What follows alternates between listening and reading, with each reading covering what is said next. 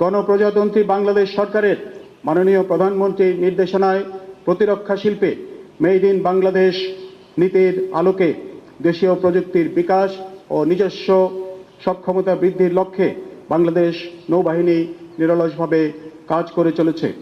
এরই অংশ হিসেবে বর্তমানে বাংলাদেশ নৌবাহিনীর তত্ত্বাবধানে পরিচালিত 3টি শিপইয়ার্ডে বিভিন্ন প্রকার যুদ্ধজাহাজ নির্মাণের কার্যক্রম চলমান রয়েছে।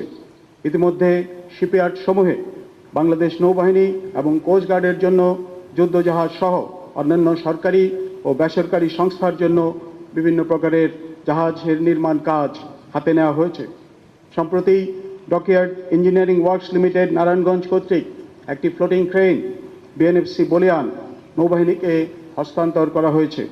এছাড়াও গত সপ্তাহে বাংলাদেশ কোস্টগার্ডের জন্য 5টি পেট্রোল ভেসেলের নির্মাণ সংক্রান্ত চুক্তি স্বাক্ষরিত হয়েছে এবং ইতিমধ্যে কিল লেইং অনুষ্ঠিত হয়েছে। অপরদিকে খুলনা শিপইয়ার্ডে বাংলাদেশ নৌবাহিনীর ল্যান্ডিং অপারেশন পরিচালনার সক্ষমতা বৃদ্ধির লক্ষ্যে 3টি এলসিটি নির্মাণের কাজ প্রায় চূড়ান্ত পর্যায়ে রয়েছে। এছাড়া খুলনা শিপইয়ার্ডে 4টি লার্জ পেট্রোল ক্রাফট নির্মাণের কার্যক্রম আমরা এই বছর শুরু করতে পারব বলে আমরা আশা করছি ইনশাআল্লাহ। একই সঙ্গে বাংলাদেশ ওশেনোগ্রাফিক রিসার্চ ইনস্টিটিউটের জন্য সামুদ্রিক গবেষণা জাহাজ নির্মাণের কাজ এই সপ্তাহে শুভ উদ্বোধন করা হয়েছে। সরকারের নির্দেশনা অনুযায়ী বাংলাদেশ নৌবাহিনীর তত্ত্বাবধানে পরিচালিত শিপইয়ার্ড সমূহে অদূর ভবিষ্যতে অফশোর পেট্রোল ভেসেল, করভেট এবং ফ্রিগেট সহ অন্যান্য যুদ্ধজাহাজ নির্মাণের পরিকল্পনা প্রণয়ন করা হচ্ছে। প্রিয় সুধী, নৌবাহিনীর অপারেশনাল সক্ষমতা বৃদ্ধির পাশাপাশি মানব সম্পদ উন্নয়ন ও সেবামূলক কাজেও উৎকর্ষতা বৃদ্ধির পদক্ষেপ হাতে নেওয়া হয়েছে। বানুজা পতেঙ্গা হাসপাতালের শয্যা সংখ্যা 150 থেকে 250 শয্যায় উন্নীতকরণের কার্যক্রম চূড়ান্ত পর্যায়ে রয়েছে। চট্টগ্রাম নৌ অঞ্চলে বাংলাদেশ নৌবাহিনীর তত্ত্বাবধানে ইতিমধ্যে একটি মেডিকেল কলেজ স্থাপন করা হয়েছে এবং এই মাসে এই কলেজের একাডেমিক কার্যক্রম ইতিমধ্যে শুরু হয়েছে।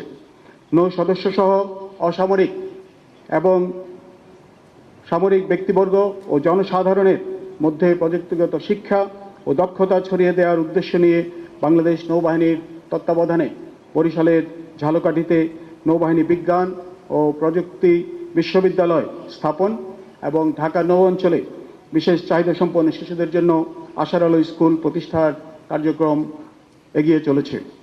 সুধীবৃন্দ, আপনারা জানেন 2024 সালের জুলাই মাস হতে দীর্ঘ প্রায় 2 বছর বাংলাদেশ নৌবাহিনী ইন এইড টু সিভিল পাওয়ারের আওতায় অসামরিক প্রশাসনকে সহায়তা প্রদান করেছে এবং আইন শৃঙ্খলা রক্ষায় নিয়োজিত ছিল।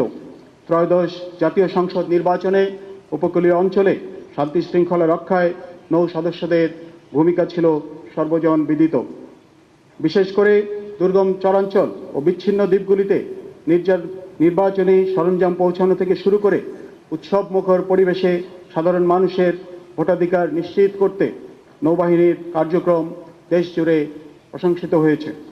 আমি দ্ব্যর্থহীনভাবে বলতে চাই, দেশের প্রয়োজনে সর্বদা নিবেদিত থেকে যে কোনো প্রকার ত্যাগ স্বীকার করার জন্য বাংলাদেশ নৌবাহিনীর প্রতিটি সদস্য সদা প্রস্তুত এবং ভবিষ্যতেও প্রস্তুত থাকবে ইনশাআল্লাহ।